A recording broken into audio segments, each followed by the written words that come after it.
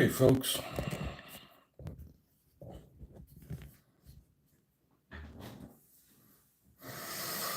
happy Wednesday. Wednesday it is, isn't it? Something like that. Let's get this to behave. Every camera mount has its advantages and disadvantages. Okay, I set these things off to the side because this is what I have left to work on from yesterday, where we left off in the morning. So, let's get to it. Null oil time here. This is the turret that went on the other vehicle, so we'll start working on that so we can put it on this one.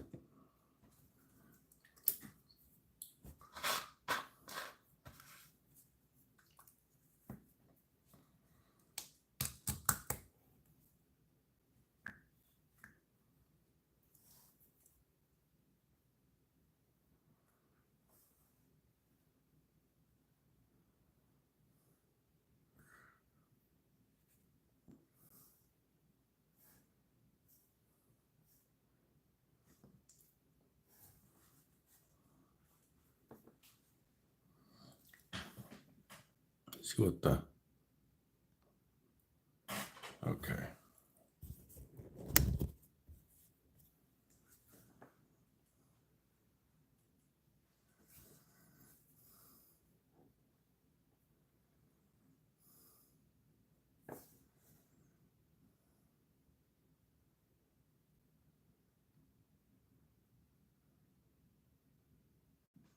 Doing a little non-oil controlled wash.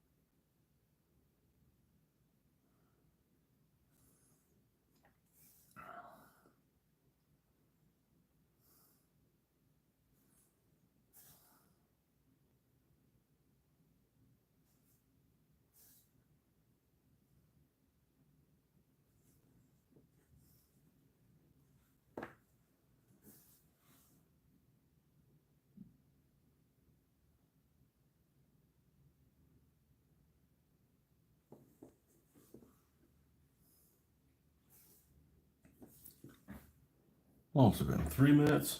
Yeah, it's usually like 5 minutes or something like that. It's just like blammo. Bunch of people online, and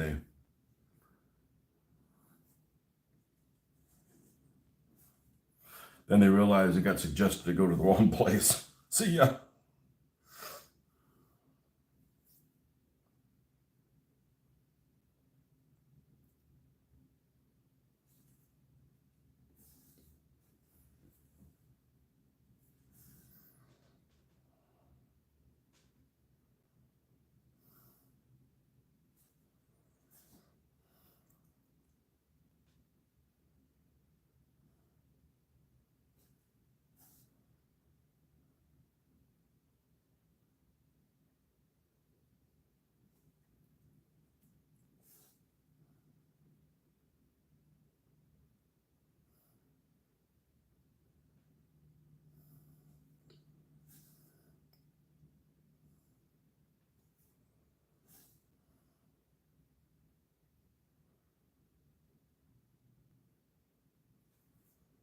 It is a bit tedious, but if you do it right, you only have to do it one time.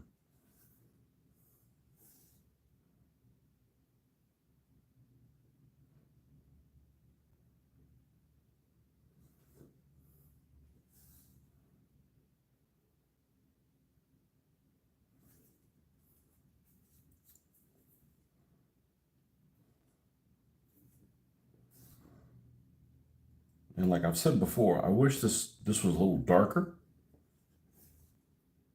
But the fact that it isn't means that you can use it for some lighter washes. And if you want it darker, you'll just have to come back a little bit later and go over it again.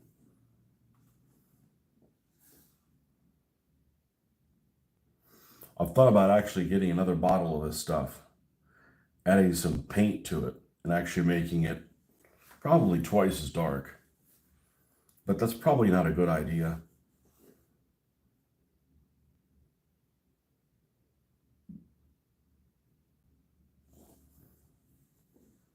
But I may do that at some later point. Maybe if I've got just a little bit left of the bottle, I have to buy another bottle anyways.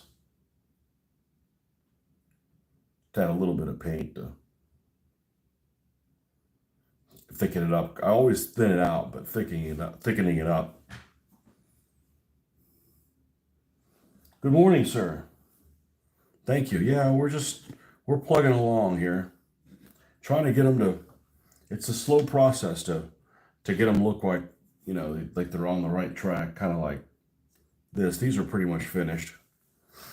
We've got to add like some details, and I'm really hooked on hand painting the numbers. I save a lot of time not looking through decals and coming up empty-handed.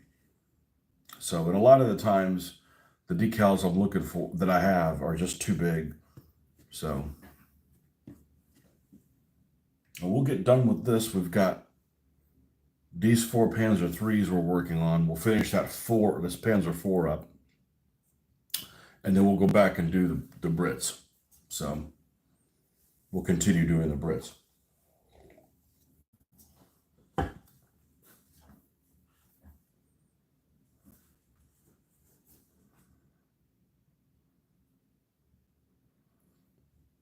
Which I think are more interesting paint jobs. You can make the Afrika Korp some interesting paint jobs, but some of those quote unquote interesting, I'm not interested in. There's some other colors that they use later on in the Desert War that are a bit darker, and I may try doing some of those, like if I get into doing the Tunisia, but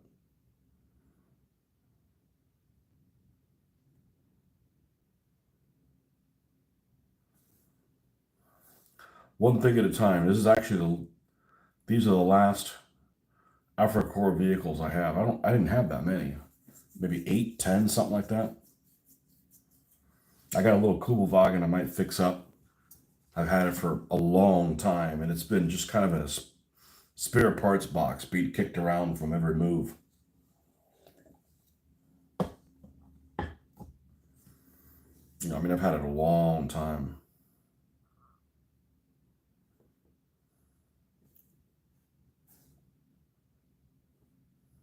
It's always a wee lad.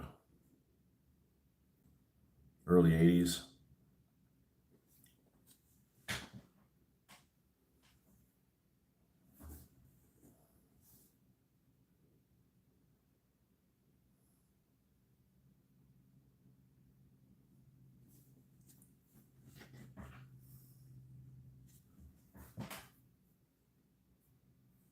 Do you ever sniff the glue?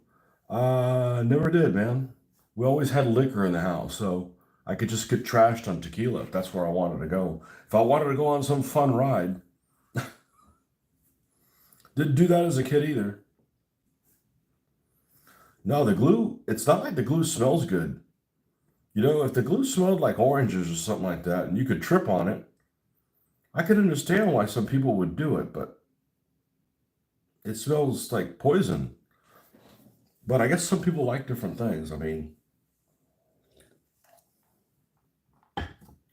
I actually know somebody who they claim that one of their smells that they actually like is fuel,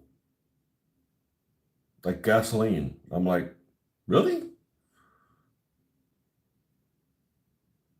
Like if I go and pump gas and I've got gas all over my hands and bring that into the car, like I don't like that smell. Like that's, it's a freaking poison. I don't like those kinds of smells so much that I don't use spray bottles anymore. I used to out of convenience, and because I didn't have an airbrush, but it smells like you're killing yourself. I mean, even when you're not, even when you're in an open area, it just smells really bad. But I'm sure there's some people that actually like it. Um, I picked up some kind of cold in Europe, and I don't even know what it was. Obviously, it didn't make me feel that bad. I would just have these coughing attacks, and I mean, I coughed a lot, and my chest didn't hurt. So I don't know what it is, because we've all had a cough that's really bad, and the next thing you know, a couple days afterwards, your chest is sore, like you've been doing, like you've been benching something. And I never felt it, and it pretty much, I coughed less and less each day. Like yesterday, I didn't cough at all until I had dinner, and I'm on the way. I'm on the interstate, on the way traveling to the next town. It's the next exit down on the interstate, so it's 10 miles or something like that. Nothing big deal, not a big deal. And I get in this coughing attack, and a couple of the coughs that I have, literally, like I almost like got vertigo is probably the wrong question, but I had coughed all of the oxygen in my lungs, and I felt lightheaded. And I'm like, hey, it's like freaking doing drugs and not doing drugs. But that happened to me twice, and then a little bit at night again. I don't know what it is,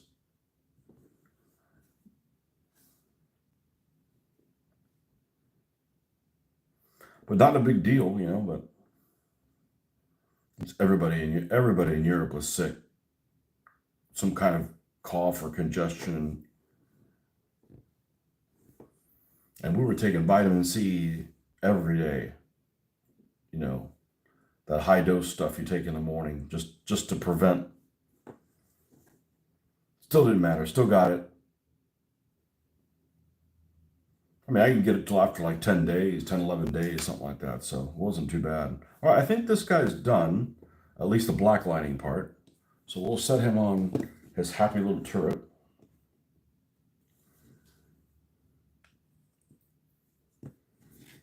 Okay. Now there's 3 over here. Give me a total of 8, I think.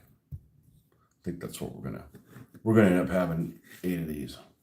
Oh, 8 plus the Panzer IV, 9. I got a shitload more British. I got 6 Crusader ones alone, so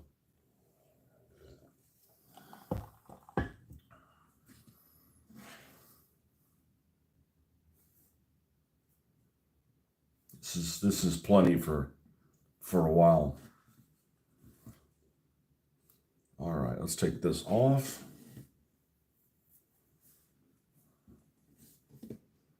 And let's start off with the part that needs the black washing more than anything else. This is these little grates that are here, the intakes. Intakes? Yeah, I guess it'd be the intakes. This is where it inhales. The exhale would be the muffler. Out the tail pipes. Double tailpipe.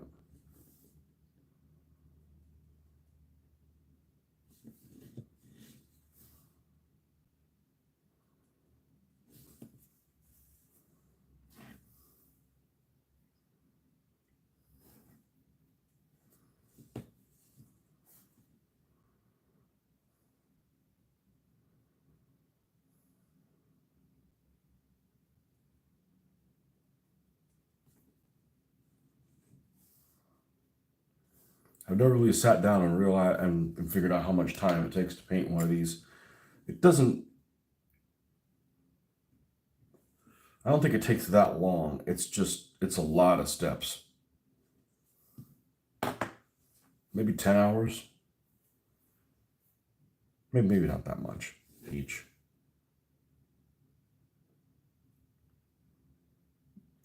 You got to do something. It's better than watching television or watching TikTok or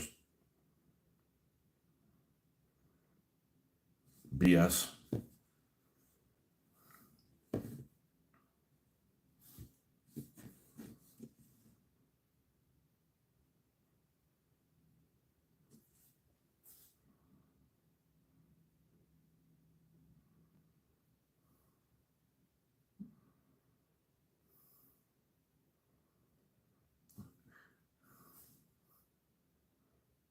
people all the time ask me, well, how do you have time to do that? I said, well, how much time do you watch television? Now, remove that from your equation. What else are you going to do instead? Well, there you go.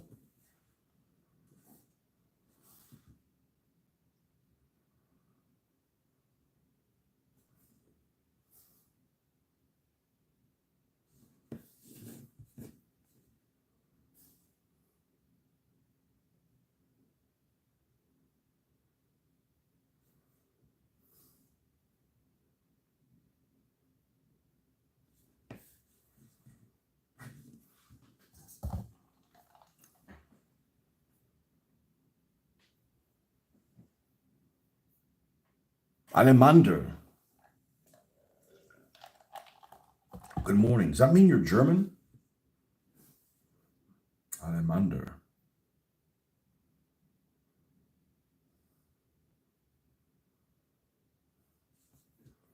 That's like a German salamander. Alemander.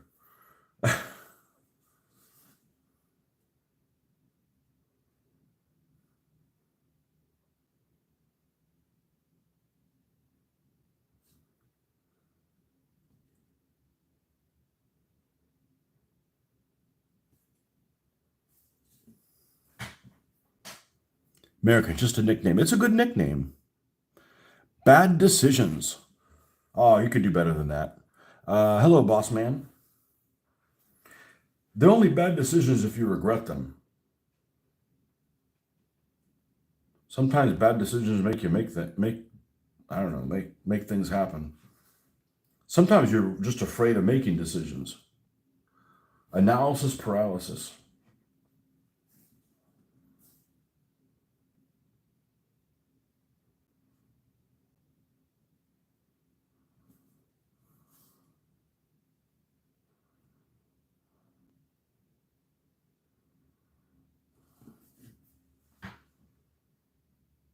Yeah, it's true, you know. You're only allowed to make one fatal mistake, though.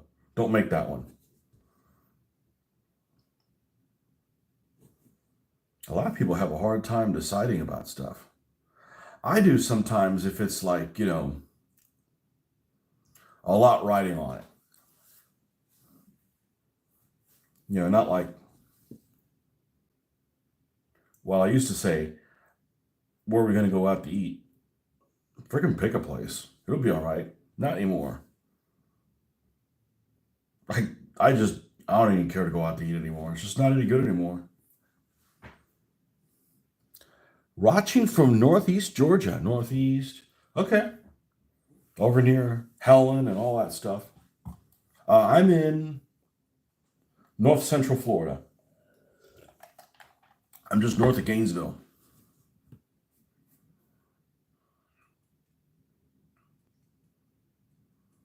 It's hard to get to Northeast Georgia because of, man, you got to go through Atlanta. And I know the traffic in Atlanta is terrible, but people are a hell of a lot nicer there than in South Florida. I mean, a hell of a lot nicer there. Or at least the last time I went through there. You better, but I did it anyways. Feel me?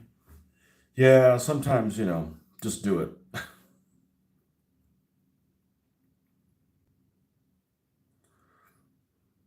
I did plenty of that stuff when I was a kid, but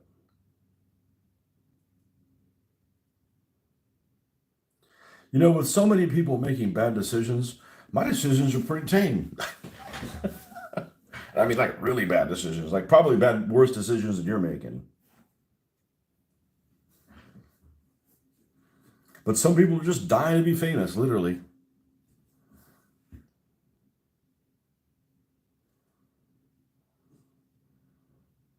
Like those people that do those those bike videos, like when they're on a mountain bike. And I don't know how people aren't scared of heights. I'm not like petrified. I'd just be like, like I'll watch stuff and I'll be like, man, my hands will start sweating. Those guys that are like riding that mountain bike on the crest, right? The crest is only like a foot and a half each way. No way. Or those parkour folks.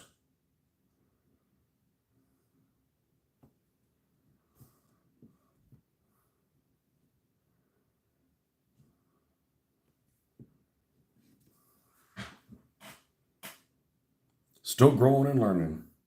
Yeah, I'm growing too, except I'm going in the wrong direction.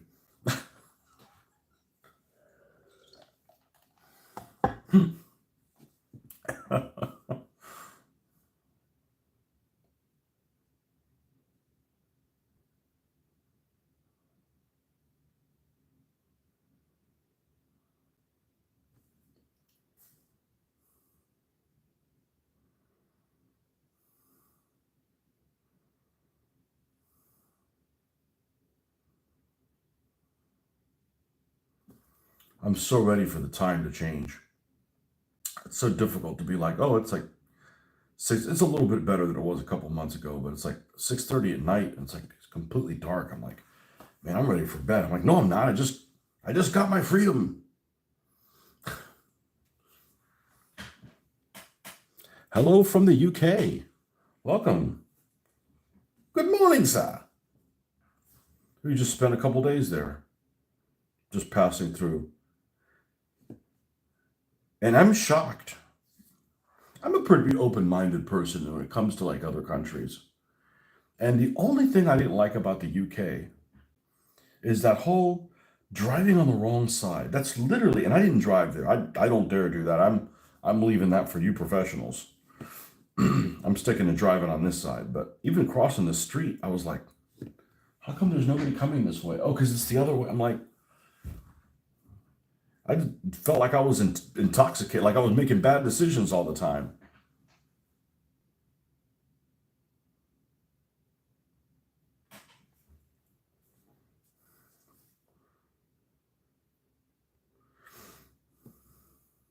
I liked it a lot. I liked going, and I'll tell you one thing. Here's one thing I wasn't expecting. I wasn't expecting Europe and Britain to have different plugs for the I mean, I knew we have 110 or whatever, and I didn't realize that Britain has different plugs and Europe has different plugs. And the British plugs are better than the Europe plugs because they stay plugged in because there's three. I wasn't expecting that. We had all that stuff with us.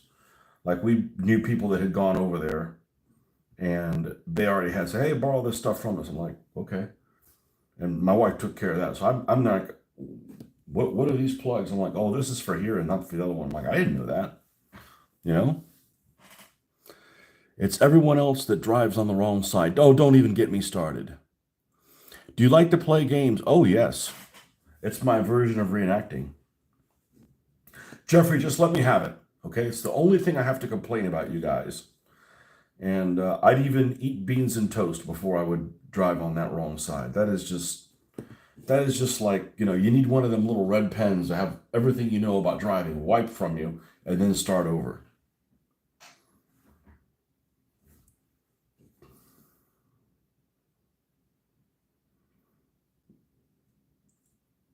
We're going to send the French back over, straighten you guys out.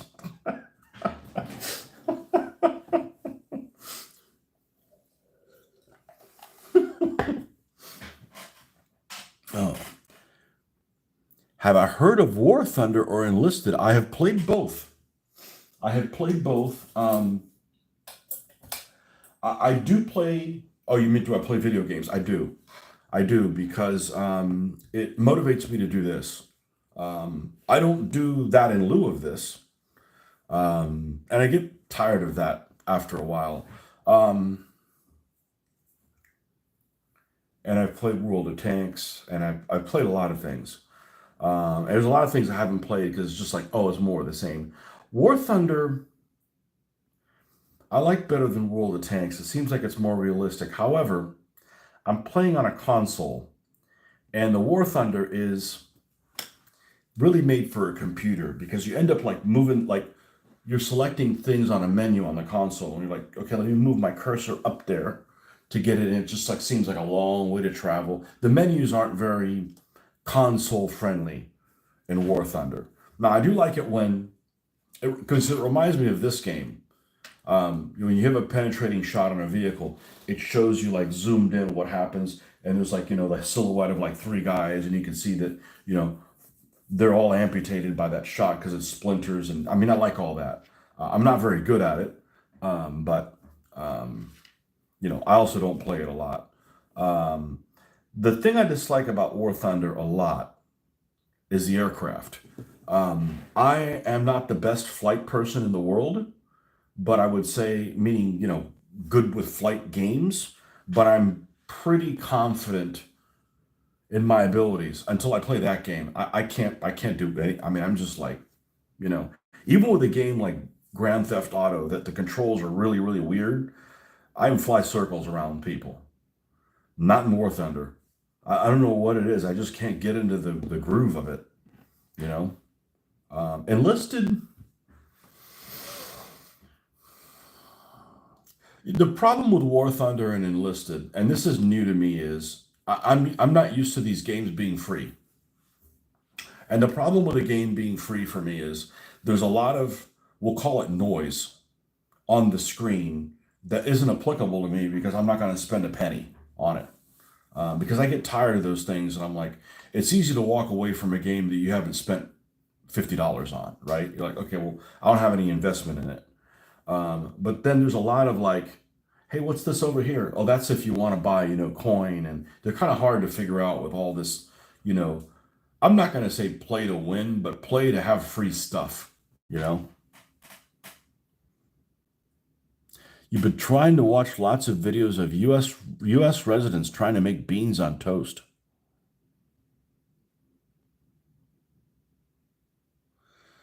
You stand with Russia. Okay, well, somebody has to, I guess.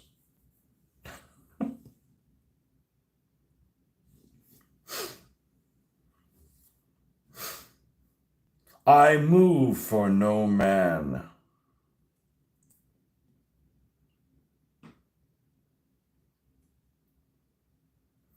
Beans and toast on a. You know, I like a lot of beans. I like pretty much all my vegetables. So if I encounter a bean or a vegetable I don't like, you know, parsnips, man, those parsnips I had on the freaking plane. I think it was on the plane. I think it was on Virgin Atlantic. Man, those things were awesome. They were really, really good. And parsnips, I think the only reference I remember ever to parsnips is, isn't that one of the things that Mr. Rabbit grows in his garden on Winnie the Pooh? Parsnips?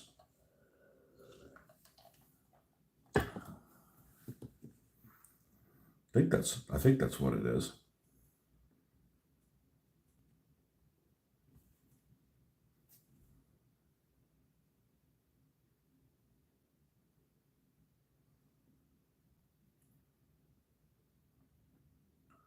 One of the days that we were in London, we had a voucher for a buffet at the hotel that we stayed at, and it was a fancy-ish hotel. It wasn't very froofy, but it was fancy. There's a difference. I can't stand froofy, you know. Um, and It was actually a really good buffet. And yes, I avoided all those things, but I like English bacon because I like my bacon soft to begin with.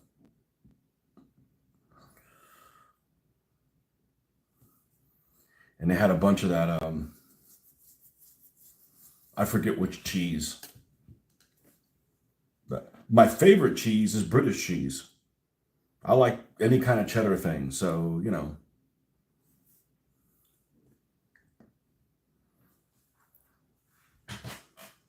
good morning, man. Herr Marcus.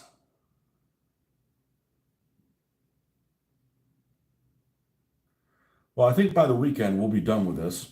We can start adding accoutrement, making these all different, finishing the lucky number four, Panzer IV,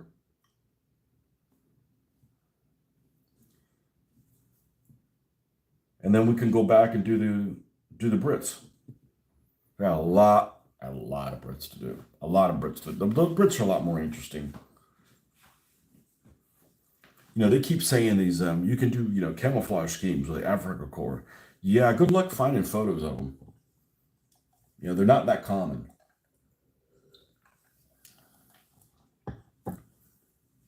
And I'd have to do it at the beginning. I wouldn't want to okay, let me add a little overspray now. I'm like, oh, not with my lack of airbrush talent. No, I'm afraid of screwing it up.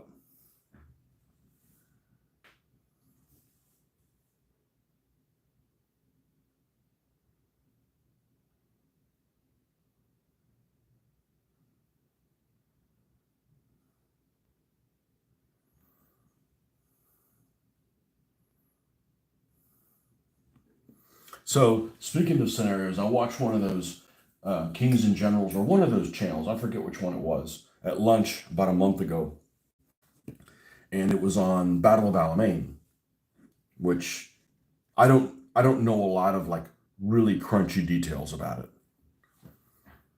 But this particular channel was just talking about the early parts of Alamein. And one of the early parts, and I forget which battle it was, um,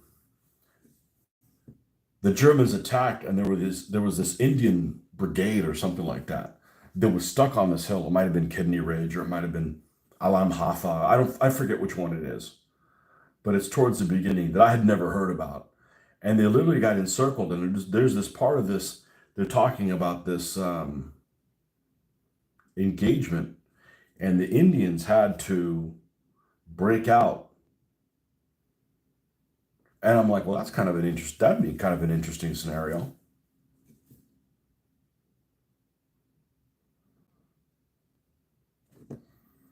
Although Alamein is pretty late.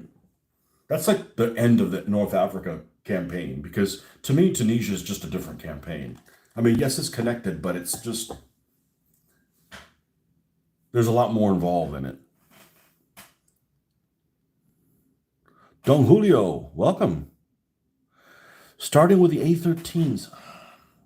I don't know what I'm going to start with, Marcus. I think the A13s are really, really involved. I might actually start with the Valentines, especially since they're already primed. Do you drink, Don Julio?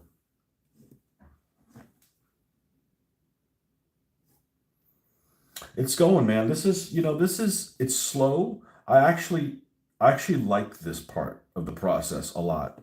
It's very Zen, as opposed to cleaning the flash, which is I find stressful. I find cleaning the flash very stressful. But this, it's it's almost I'm drawing my line over every little nook and cranny, and I'm getting to enjoy it. I don't know. It's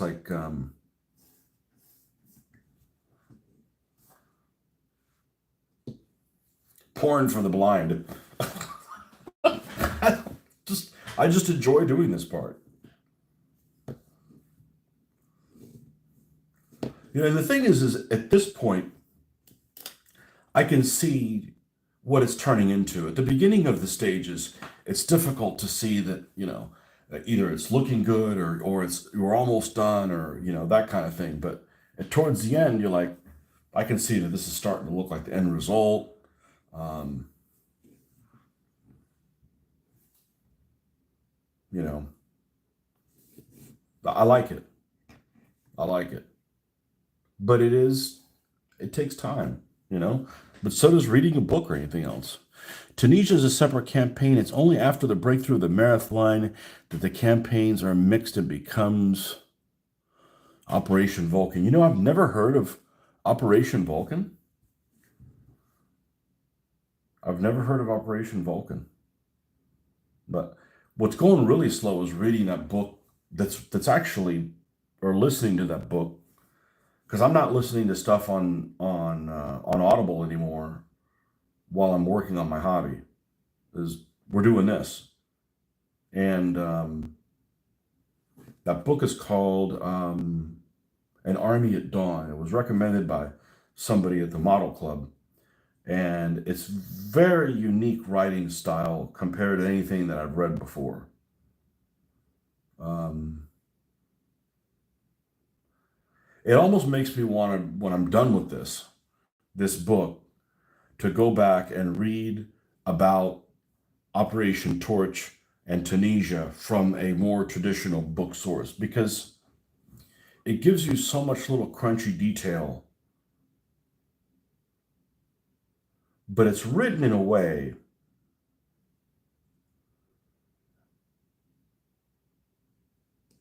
and this is just my speculation, it's written, it's not the way that it's written, it's the information that is chosen to be presented is almost written into a way where you have this narrative almost of exceptions. You have all of these really peculiar scenarios where it talks about, you're this brigade gets ready and they're on this hill, and uh, and they're getting ready to go when a shot goes out, and it hits some guy's donkey, and it just, it has a lot of like really crunchy detail of like exceptions to things that happen. And I have a feeling it's presenting them in a way that the news presents things. And the news presents things, at least here in the United States, like if there's some kind of a protest, the way it goes about it is it presents both sides of the argument, which I don't necessarily have a problem with, but it doesn't quantify how often this happens, or that there's 1,000 people that think this way and two that feel this way. If you present everything like it's split, you're misrepresenting the truth. And it is a good book. I'm not trying to, but it's just like it's in the back of my mind. I'm like, because it's presenting all of the errors and stuff that people make all the time, and it's just like there's so many errors that are happening on the Allied side. It's like, how did they ever get a? It's interesting. I'm gonna read more about but if it was something that I knew more about, like if it was the same writing style about Kursk, or if it was about something on the Eastern Front, I'd be able to quantify it a little bit more. But I'm just getting that feeling like it's showing me all the exceptions and not the rule. I don't know if that makes any sense what I'm trying to say. Um,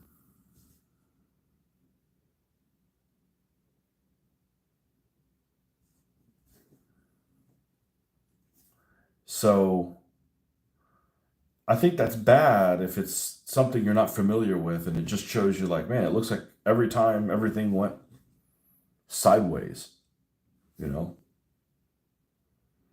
But it's a good book. It's certainly captivating because, man, it's like all kinds of stuff, all kinds of weird things happen, you know. But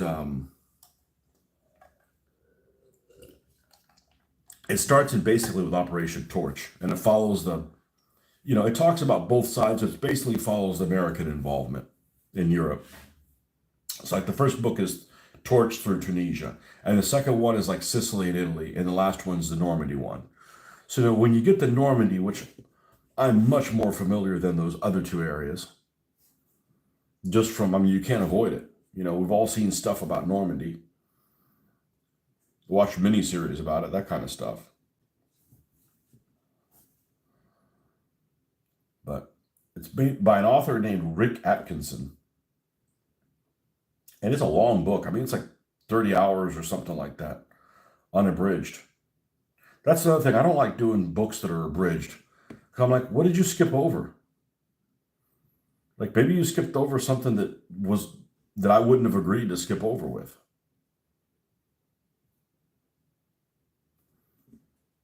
So I avoid things that are abridged, which I haven't encountered too many things that are.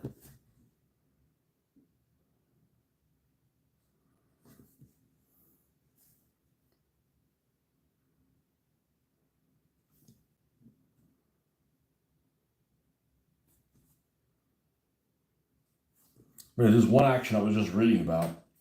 The the Germans do some punch through. It's like in December of 1942 in Tunisia. And the one thing I dislike about Audible books, probably more than anything else, is that I'm a big fan of looking the way things are spelled to pronounce them, and I just have to just trust the author's pronunciation on what the word name of the town is. They're all like Tunisian named towns, which are not the easiest things to spell. And I have no idea like where this thing is on the map. He keeps repeating the same thing over again. And I'll give you an example. There's this book that I have. It says, "Good morning, everyone from Northern Virginia. You going to work today? You're going to sit this one out." There's a book that I bought on Audible that I actually had a physical copy of, and I didn't realize 0 degrees. Wow, that's 0 degrees Fahrenheit, which is colder. There's this book that it's a memoir of a German machine gunner on the Eastern Front. Blood Red Snow is what it's called. And I got it from the military book club way back when I was a member of that. And you had to pick books, and they were like, super cheap or damn near free. But then, you had to pay for your subscription or whatever. So that big to do. So I got this book and I never read it.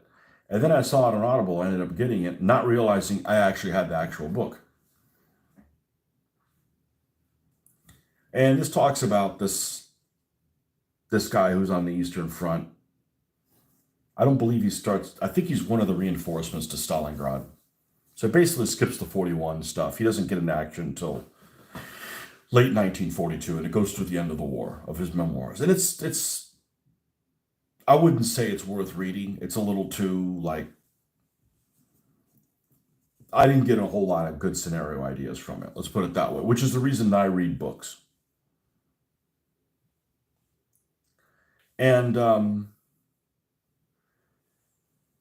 when he's talking about the part of the winter of 42, where I don't think he ends up going to Stalingrad. He's like, or maybe he does, but he ends up falling back, or something happens where he's in all of these going to work. I was working outside yesterday and it was -3.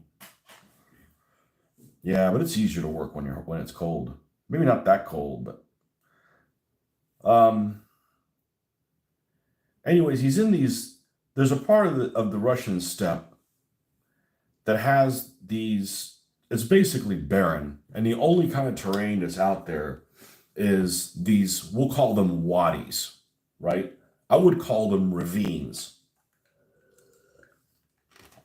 areas that are pretty dry. And then when it rains, it really rains. It rains, and there's floods, and wherever the waters go, they go in these ravines. And these ravines are, more than man height. And, their width can vary. And you can hide under the reverse slope of them and get away from the enemy if, you're under attack or what have you. I mean, if they're in the same ravine with you, that doesn't work. But, if they're out on the regular land. Anyway, it's like these built-in trenches. And then he said this word describing them in German all the time in the narration, and he called it a rachel. And I'm reading this, I'm listening to this, and I'm like, how the fuck do you even spell that? I have never read that word and heard that word in my head. It's like, that's one thing you lose when you're not actually physically reading the book. So I remembered that, and then I was looking around and I go, oh shit, I think I have that book. So I pulled the book out, flipped to the part of the page where he's talking about that, because he says this word all the time. Rachel this and Rachel that, and we went in the Rachel, and then look out for the Rachel, and we went, And I'm like, how's that spelled? And it's spelled Rachel, like Rachel. And it's just, it's I guess the German word for their wadi. And you lose that stuff when you're not physically reading the book. For example, I'm in the Tunisia book over this battle all the time, and they're talking about it that's going on right this second. And I don't remember, I couldn't look on the map and tell you where it is because I'm driving, so I can't look at a map of Tunisia in 1942. And I don't know how to spell the damn place. So I'm losing that part of it. But there's this one particular incident that talks about, and talking about those exceptions that it shows in this book. There's one incident that he's talking about right now that involves the Germans basically launching a counterattack against the Americans. And the Americans like they had a bunch of Lees and they knocked out like 15 or something Lees. And you're like, I mean, the Germans lost a shitload more vehicles than the Allies. So if that many Lees got knocked out, like, why haven't I heard about this? And then they shored up with a light tank battalion. They sent a light tank battalion in with the 37 millimeter Stuarts, and it gives you some pretty. There's several instances where we're talking about the Panzers and the American tanks are really close range, like in an olive grove and stuff like that. So like under 100-meter shots, which is basically point blank range. And these Stuarts aren't very successful, and they knock out like 17 of them. And then the commander finds out about it, and he's like, "Oh, you've ruined me." And I'm like, "How have I not heard about this before?" I'm not saying it's made up, but it just there's all kinds of stuff that I'm encountering that I've never heard of before. One of the forces for invasion of Iran or Algiers, I forget which one of those two. I get Iran and Algiers mixed up. Um, there's a couple of things, unless I see them on the map, is in my head. Okay, this one's over here and that one's over there too, and like which one's which. But they did like these amphibious invasions, almost like, and it reminded me of like the raid on Saint Nazaire. The raid on Saint Nazaire is a raid that the British did on the U-boat pens in Saint Nazaire, and they took this old American destroyer called the Campbelltown. Man, I don't remember the exact details. It's been a long time since I read about it, but they basically smashed it into the dock, and everybody got out, and did demolition shit like that, and then they got out or what have you. So it's this type of raid on Iran or Algiers. I think it's Iran. Um, that they sent a couple of ships. One of them might have been a minesweeper, one of them might have been an old destroyer, loaded with troops. They were supposed to go to the docks, get off, and plant demo charges for, and then the troops were going to land in other places. And when they got to this port, things were going to be not working so well because these guys went in and did these demolition crews.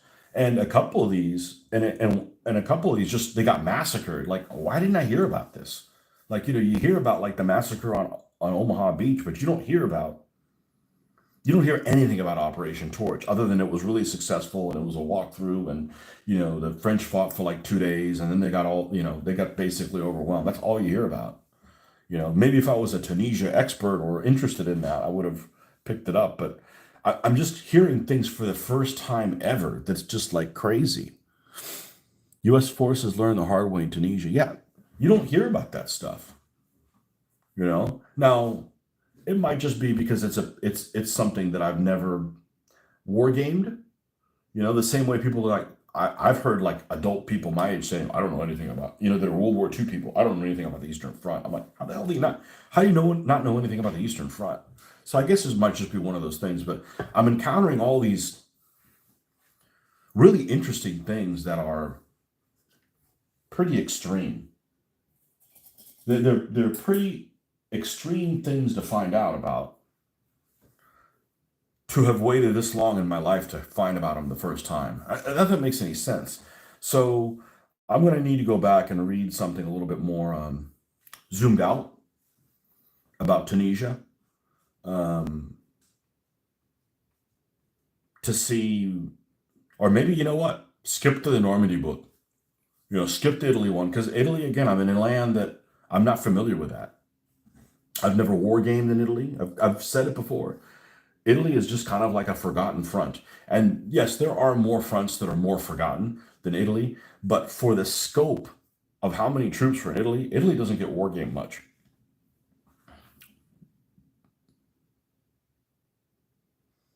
Have I done any modern day tanks? No. No, and I probably never will. Now, the theme for next month's model meeting is Vietnam. And I was thinking,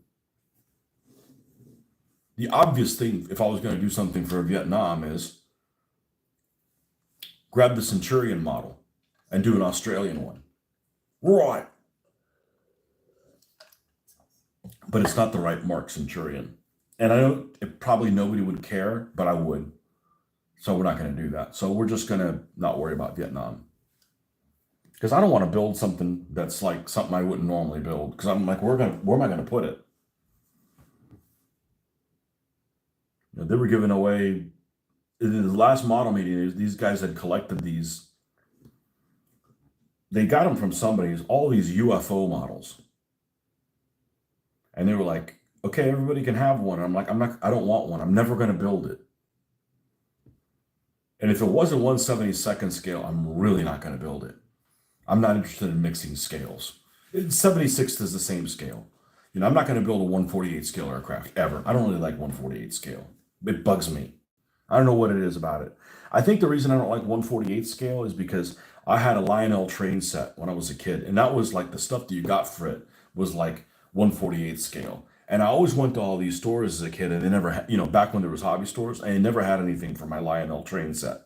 My dad decided to get it. I didn't like the fact that it was 3 rails, so it's unrealistic looking.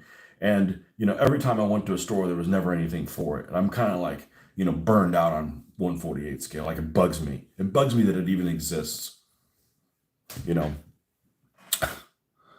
My dad and 2 uncles were in Vietnam. Yeah, Sandra's dad did two or 3 tours. I forget what it was, but he was in some kind of transportation or something like that. So deuce and a half or some sort of thing. But anyhow, I don't want to just build a random tank that's going to distract me from my project just for the sake of doing it. Now, the following month is Russia. That's when I'm going to build the Su-85s. And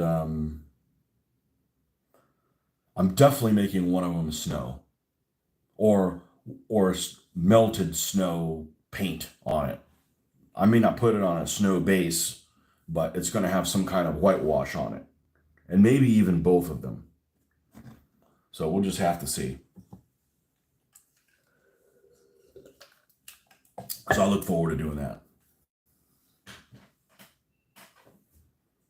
And I already have the model of it. It's not like I'm going to go out and buy something. So the one thing I kind of regret is not really going through and looking for a really cheap model of an aircraft, not doing a really thorough job of looking for a model of the aircraft at the model show. The model show is kind of like a bring and buy, as you guys in the UK call flea market type of thing. And a lot of things were priced to move them. And I just didn't want to get sidetracked into building a model.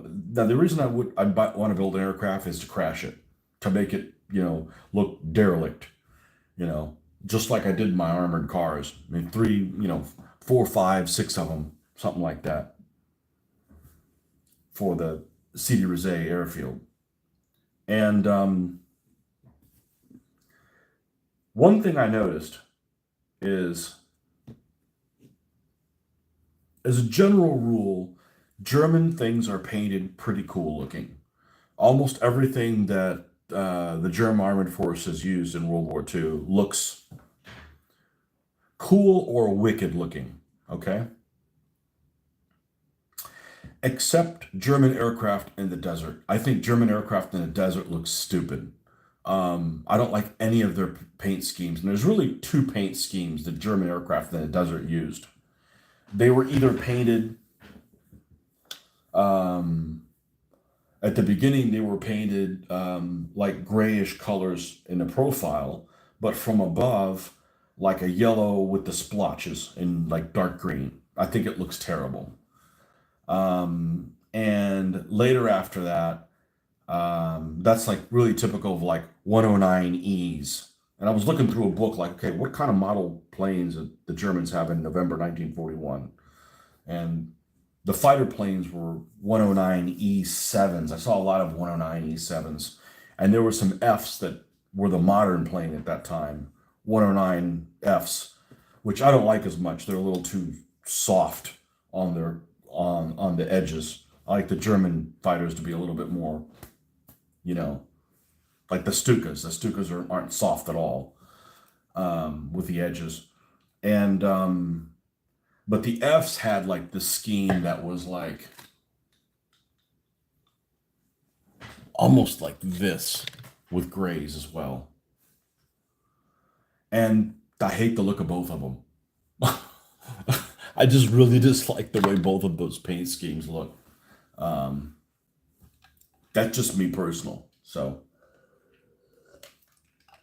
I didn't look to see if there was like really cheap like Italian aircraft.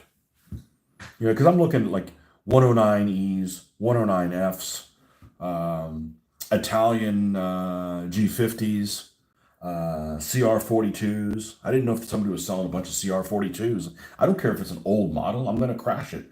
Not necessarily crash it, but from the standpoint of like it's sitting on the runway and it got shot up and now it's like, you know, not in, wheels are buckled, that kind of thing, you know. Um, but that would have just sent me down another, I was already working on this stuff. So, maybe at some point I'll buy a really cheap, a CR42 is probably a really good thing to do first because it should be simple and make it look like, the wreck on those two armored cars turned out really well. I'm like, something along the sides of that, and it's on a little base and it's just kind of buckled there, just terrain to hide behind, that kind of thing. So CR42s, G50s, the plane looks almost like the G50. What is it? The MC202, something like that. It's a really weird aircraft, both of those aircraft. They're very P-47 looking. Like if you jump out of the cockpit, you're going to like break both legs. You just think they're really tall, but obviously they're not like a P-47 because they're not that good. A P-47 is actually a really good aircraft. It looks like it wouldn't be a very good aircraft from the standpoint of maneuverability, but it was a very good aircraft. Um, and what else for the Italians? Just something like that, and just build a wreck out of it, or make a this plane ain't going to fly again type of thing. Put some bullet holes in it, not display the engine because a lot of these models don't have an engine in them. I'm like, not gonna, we're not gonna pop the engine open. Make sure you get the wiring right. Like, I'm not interested in engine wiring. That's a detail too far for me. But I don't like the German aircraft, and it doesn't. As much as I like Stukas, and Stukas are a really cool looking plane, I don't like the Desert Stukas, even if they've got that big snake that's painted on the side all the way down. You know which one I'm talking about. It almost looks like one of those snakes from painted like some Native American would paint from like the desert. Really kind of cool looking, but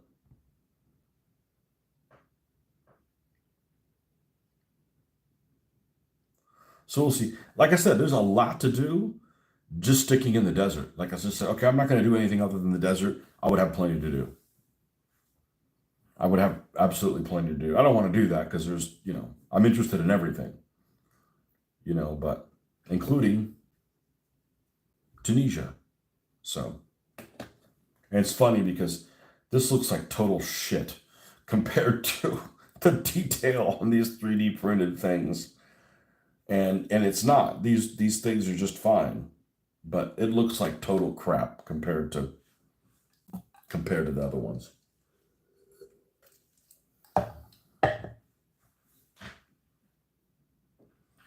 But the thing that really surprises me about Tunisia is that a lot of the Valentines who were in Tunisia were still armed with a 2-pounder and were even Mark twos. And I'm like, that's really poor. That a Mark II Matilda in Tunisia is a really poor tank. No HE, only coaxial machine gun. But I mean, I guess it's better than no tank. You know, I mean, an army with tanks is going to kick the shit out of somebody with no tanks. So, but I was surprised. I'm like, really? They weren't all 6-pounder Matildas by then? Nope. Nope. As far as I can tell, that's not the case. So,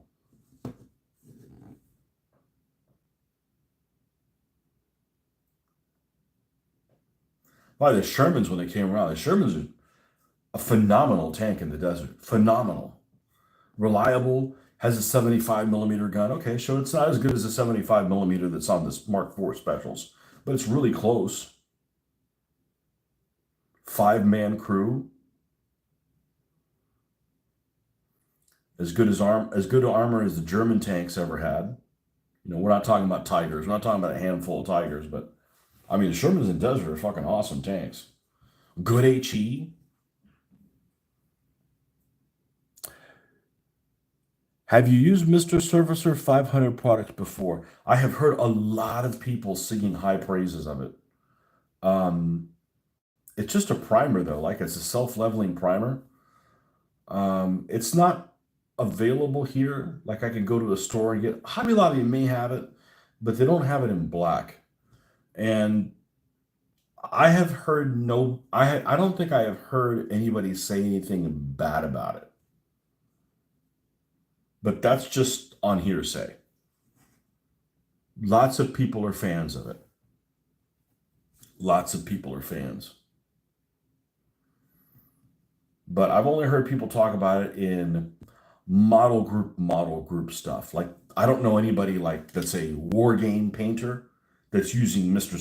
Surfacer. It's usually like the people that are like they just do display models and they use the Mr. Surfacer products. Because in the same venue of hearing about saying good things about Mr. Surfacer, a lot of people that are on these model groups are big fans of Tamiya paint.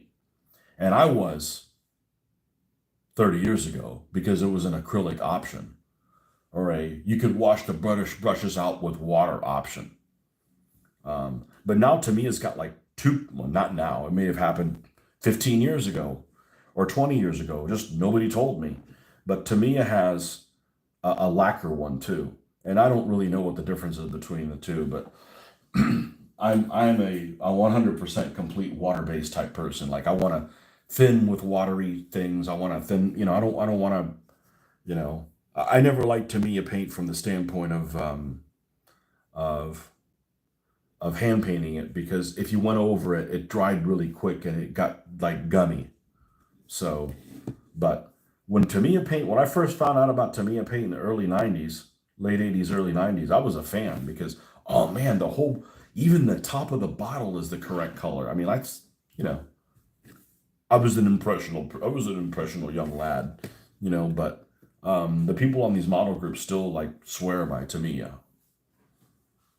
I swear by their models. I mean, their models were the gold standard. It's funny though, because I actually went and I looked I was looking at Matilda or something like that, right? And Tamiya makes a Matilda. They made a Matilda. They still do both. And I went on Scalebaits to see if they had like paint schemes of it.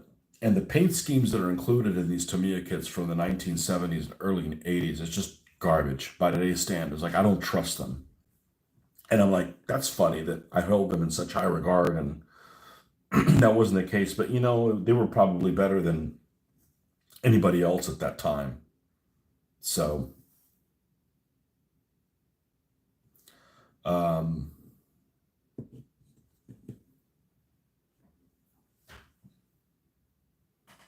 thinking about giving their products a try. I have only heard good things about them. That's all I can say. They're just they're not acrylic products though, are they? Which means I'm just not interested in. There's nothing wrong with what I'm using. Nothing's giving me headaches, so I don't see really a reason to jump ship. If that makes any sense.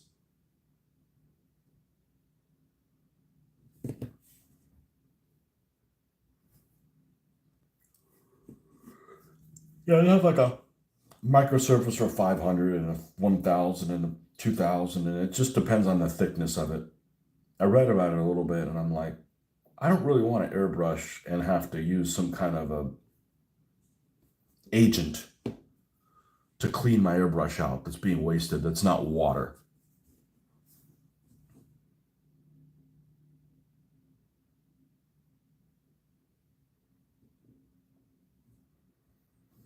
But like I said, it seems to be, it has a lot of fans.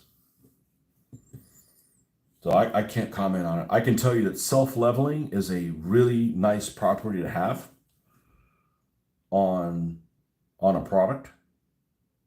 Super handy to have something that's self-leveling, because the primer I use is self-leveling. And I don't know if the Vallejo primer is that good. However, I really like it because it flows really well, and it's really good on figures. I don't know how it is on vehicles, but look, the reality is this stuff isn't getting manhandled that much.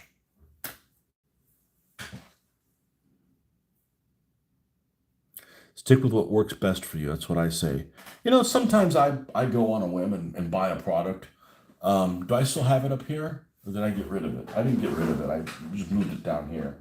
I picked this up on a whim and I regret it. I don't have a whole lot of regrets, as I like to overthink things.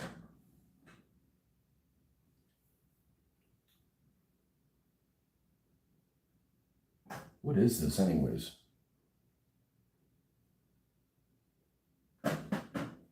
You know, I've picked up things and been like, I don't know why I picked that up. I'm not using it.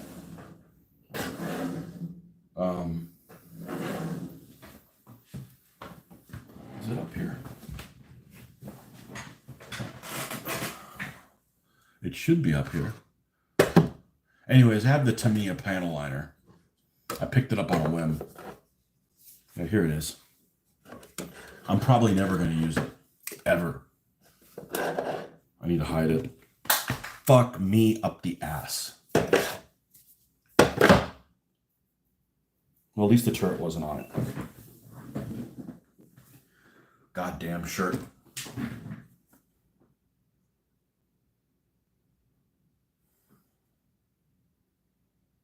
Fuck. All right. Well, all these brackets are broken except one on one side.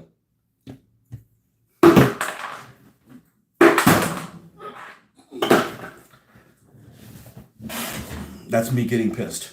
Tamiya liner's going in the garbage can. I'm definitely not going to be using it now. Fuck me. All right, well, let's use the super glue for it and glue that one thing in.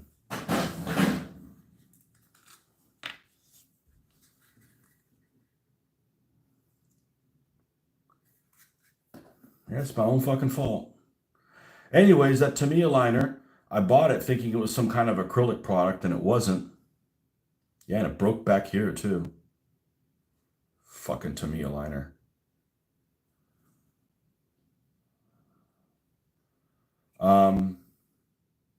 Just never used it. Didn't seem like it was a decent product. And it was stinky. It's never going to get used now. It's obviously bad luck. I don't believe in luck, but that's happened a couple times. I've grabbed something and had a long sleeve shirt and clipped it. And, you know, I'd rather be a lot of other things other than clumsy. I'd rather be a fucking asshole, you know. All right, it'll be all right. But that's just really annoying.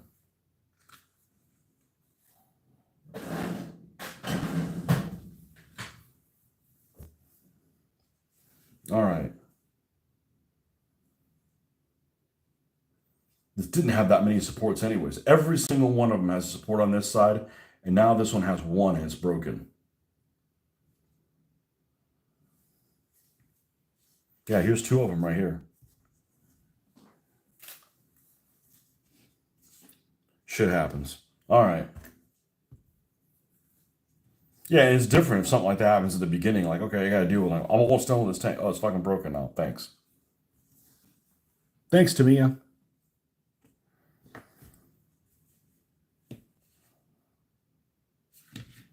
All right. Yeah, I tried it, and it's no better than this. It's not darker than this. It has a smell.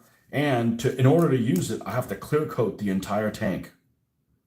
I would have to clear coat this entire tank with acrylic so that it doesn't eat up the other paint. I'm like, I don't need that many steps. I don't need to add more steps to what I'm doing already.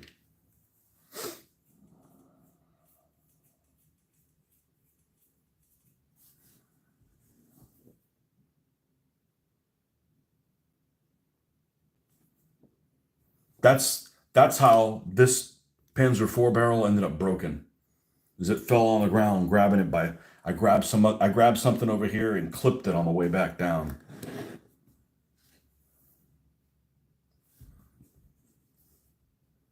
Damn Afrika Korp. Sand Nazi bastards.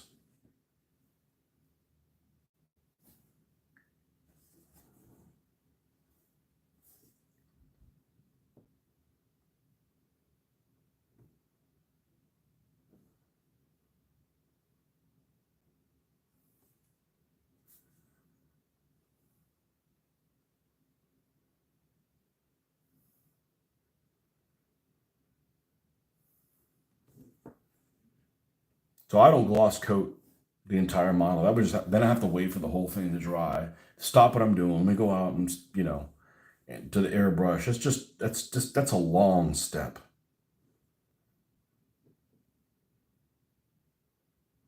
That's a long step.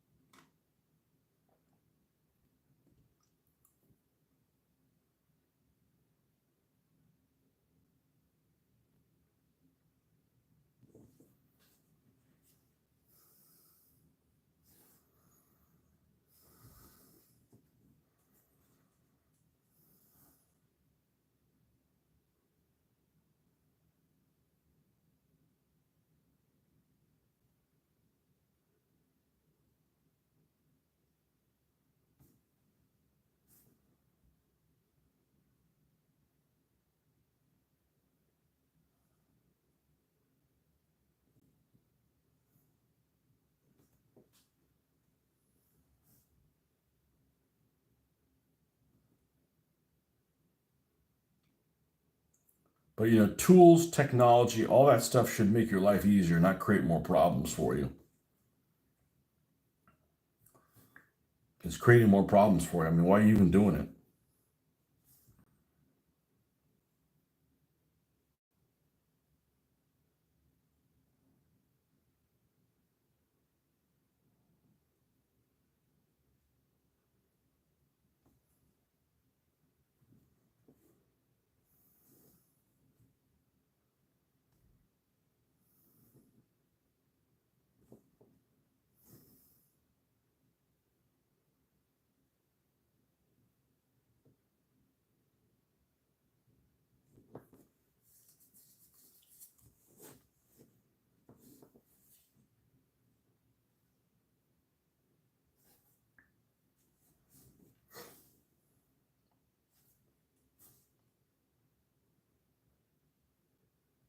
Although the previous Null Oil worked a little bit better than this one. It might just be because it's old and some of it had dried out a little bit. So I'm actually welcoming like leaving it open a little bit to thicken it up a little bit.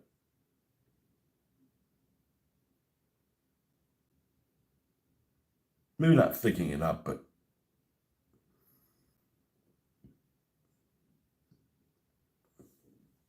sometimes I feel like it's too thin.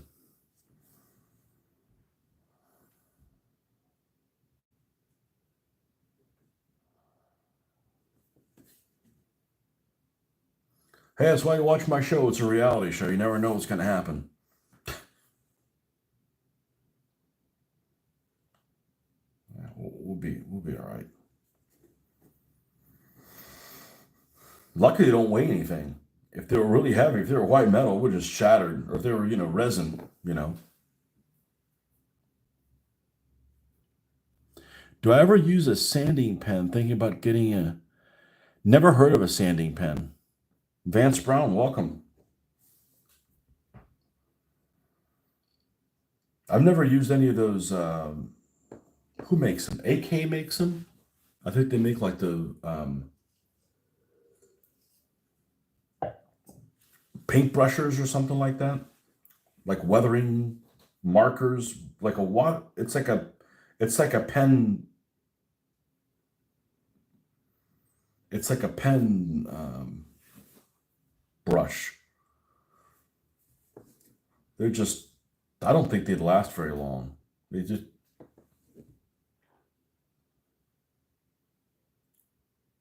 I tend to not like markers. Like, oh, you write all that little stuff. Why don't you just use like a small pen? Well, because a small pen, I can't adjust the thickness of the line at all.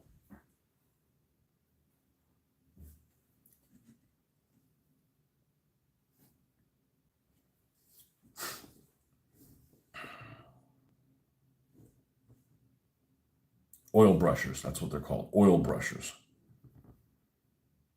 AK or MIG makes them. I forget who it is. One of those two.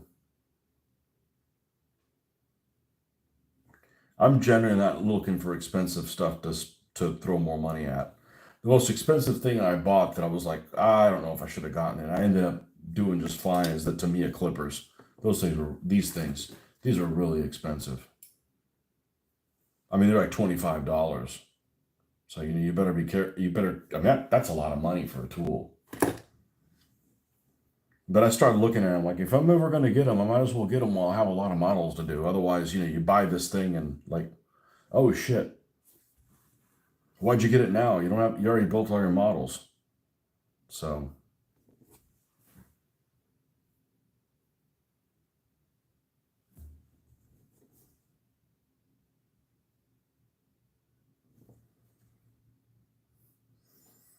I mean, especially when you're a kid, it's like, I had like an X-Acto knife and a pair of tweezers my dad gave me, and that was it. You got limited money. You're not going to go and spend it on, tools.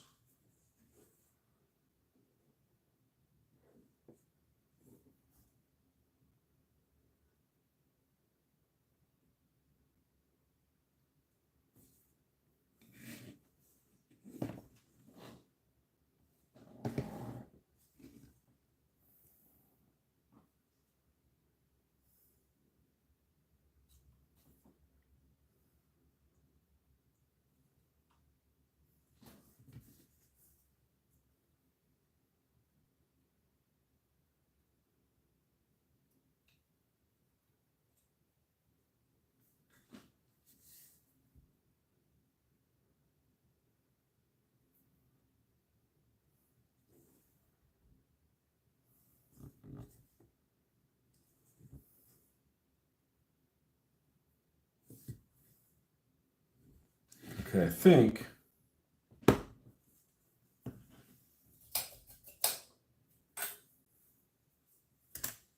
I think we're done with that black lining thing.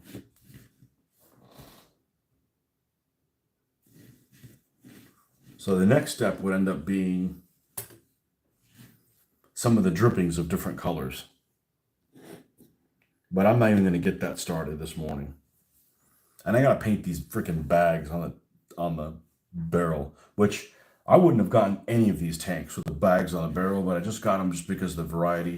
And then I started looking at the photos, and yeah, they're actually pretty common. They're actually fairly common. So,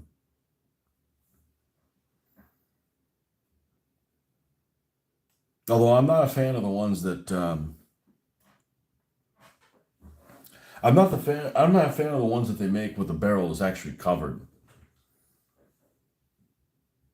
Like it's not ready for action.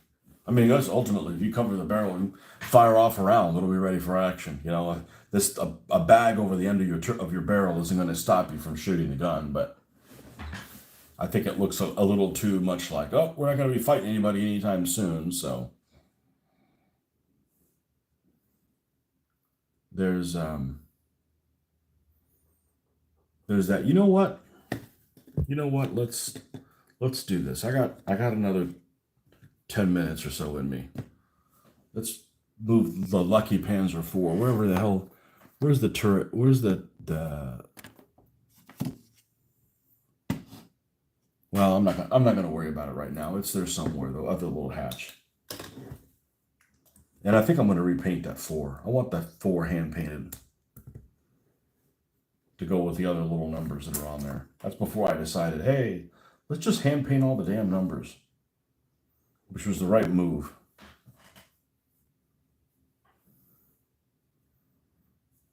Welcome, however you say your name. I don't speak that language that has the cool letters.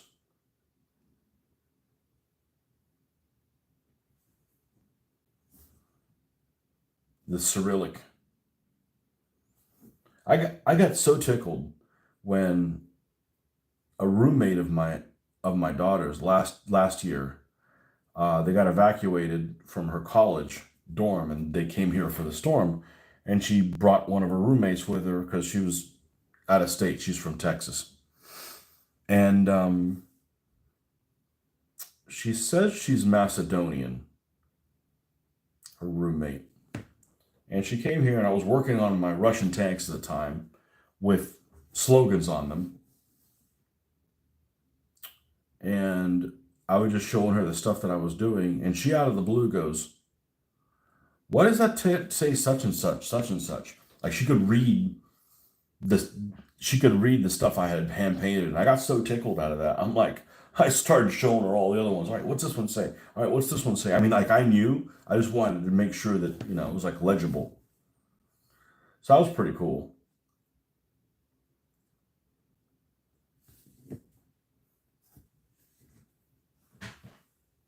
Don't feel bad. You should have seen me fumble. I hate fumbling things. I absolutely hate fumbling things. The only thing I hate more than fumbling things is eating and getting food on your fucking shirt. Because it never happens. I had like a history of like, being like a parrot cage eater. Like when a parrot eats, all the food falls all over them. If that was like what I was all about, like, okay, I would have gotten used to it by now. But that's not me. Not confident the thing will stay together. Might have to base this one, yeah. Well, the problem what I've noticed is as soon as I've always been modeling with 20/20 vision with my contacts in. In the last 6 years, I can't do it anymore. So I either gotta wear readers or just do it without my contacts. And you turn into a fucking mole man. That probably would have happened anyways, but it's just annoying. That's all. I mean, it's better than somebody else breaking it. Because, like shit happens. It's just frustrating. That's all. Fucking Tamiya thing. Never going to use that. It's going right in the garbage can, right in the landfill. I don't care if we're killing the earth. Fuck it. You don't piss me off. I'll probably fish it out later. I'm going to pour it on somebody's grave I don't like. Pour it on Picasso's grave. Shit, I got to go back to Spain. I don't know where that commie's buried.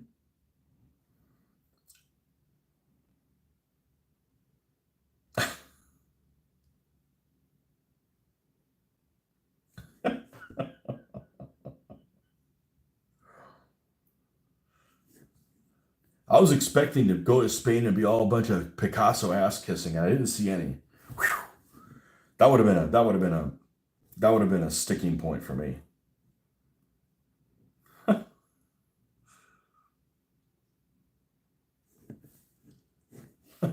This thing looks barren compared to the other ones. Just barren. And it's not.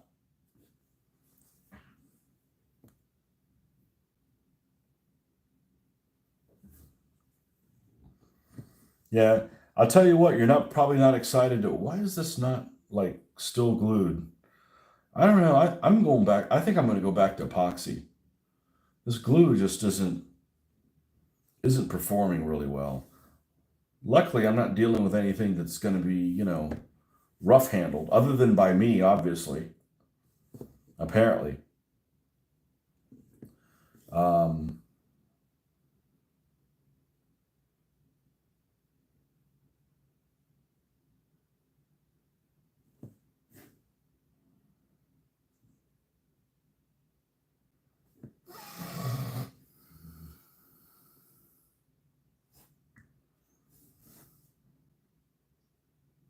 Yeah, I'm not. I didn't used to be a clumsy person, but if we're gonna keep doing shit like that, then I guess we're gonna. This is just gonna turn into a pratfall channel. Like Kevin James.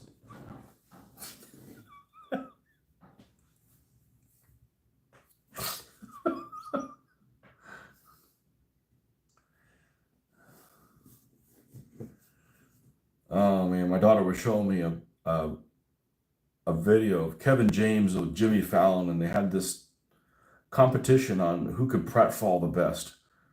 And they had the couple little facades drawn up, like little scenarios. Like they had like a bookcase at the bottom of a staircase or something like that. And it was just some hilarious, some hilarious shit. But we all like physical comedy, so.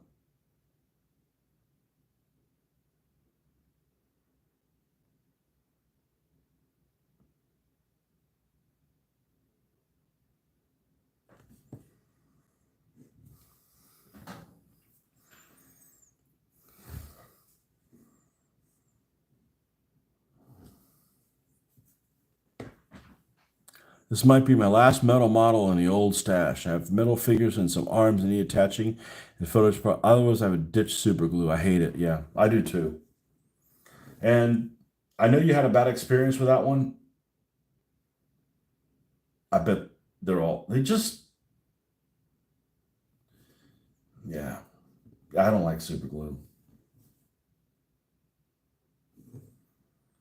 Epoxy is a pain to mix.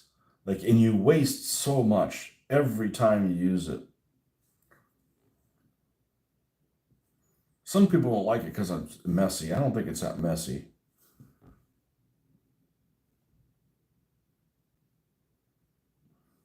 But it's a pain to glue those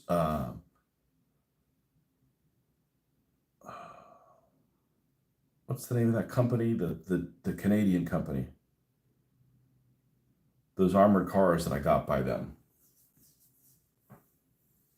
Not FAA, Ratham. The Ratham. I always thought Ratham was like Raul Partha something. It may have had something to do with Raul Partha, but yeah, the Ratham armored car. That M8 and M20, what a pain in the effing ass. First of all, they didn't fit well together. Second of all, you had to like glue a piece before you could glue more pieces on it. And I did it all with epoxy because you needed the gap filling part of it. I had to wait for each step to dry. It took forever. What an unsatisfying experience.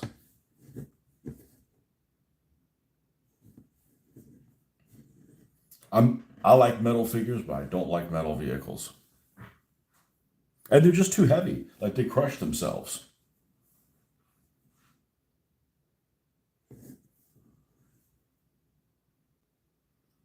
But like you said, you had it in your stash.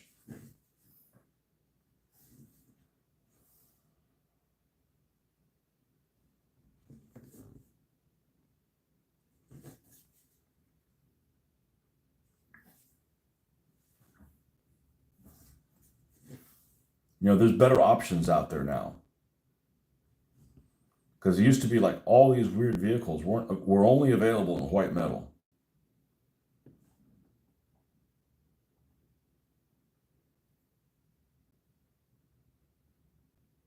And a lot of the white metal stuff is not very good quality. Even the MMS stuff. I don't know if you have any MMS, but the MMS stuff was really, really nice. But it was also super expensive at the time. And they just have too many parts. You've got more parts than a plastic metal kit.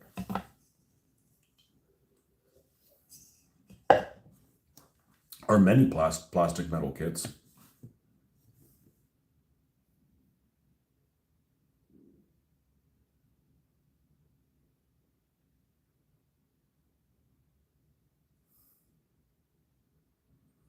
This tank's definitely going to have some stuff on it. The end result will look okay, but if it ever breaks, it'll become a destroyed piece of scatter terrain. Yeah. Yeah, I hear you. At least it's something that's available from Plastic Soldier Company. Their anti-tank guns are pretty robust. And that's where my 57 is.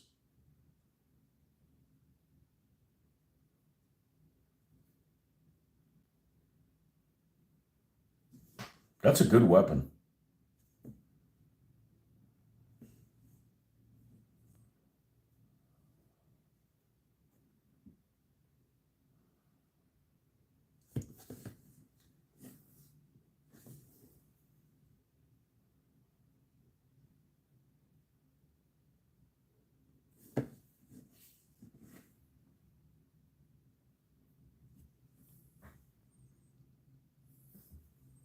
Yeah, that AT gun set is excellent. I got a lot of crew members to paint, but we'll get there.